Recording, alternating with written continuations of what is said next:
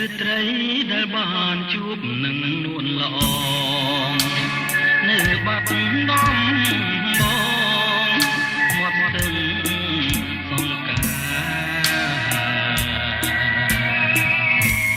យើងទាំងពី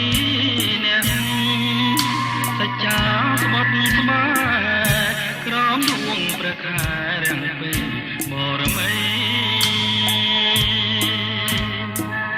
រៀមលូកដៃអោបក្រសោបកាយអូ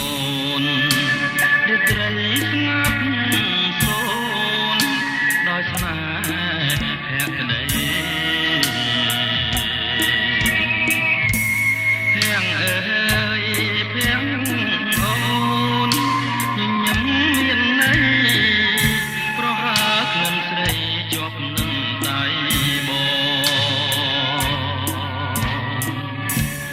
រាត្រីរនោចដូចផ្ដើមនឹកទៅសោះតែតវ៉ាសាស្រាប់ឆ្លើយឆ្លងជុំនួនពីងអូនដែលធ្លាប់សាសងនៅបាត់ដំបងមាត់ស្ទឹងសង្ខាសូមផ្ដាំតាមទឹកផ្ញើនឹកតាមខ្យល់ឲ្យឆោមនេះមុ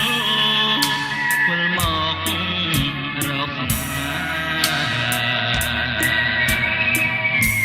ដូចរាត្រីកាលពេញបរមីខានេះស្ទឹងសង្កែក្រុងបាត់ដំបង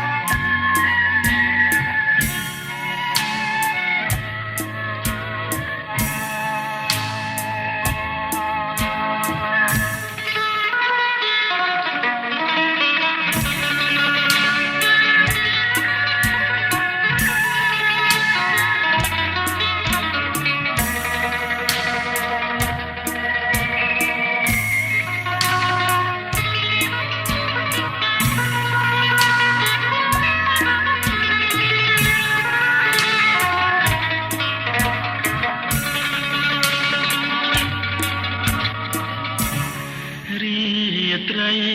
រនោចដូចផ្ដើមនឹកទៅសោះតែតវ៉ាសាស្រាប់ឆ្លើយឆ្លង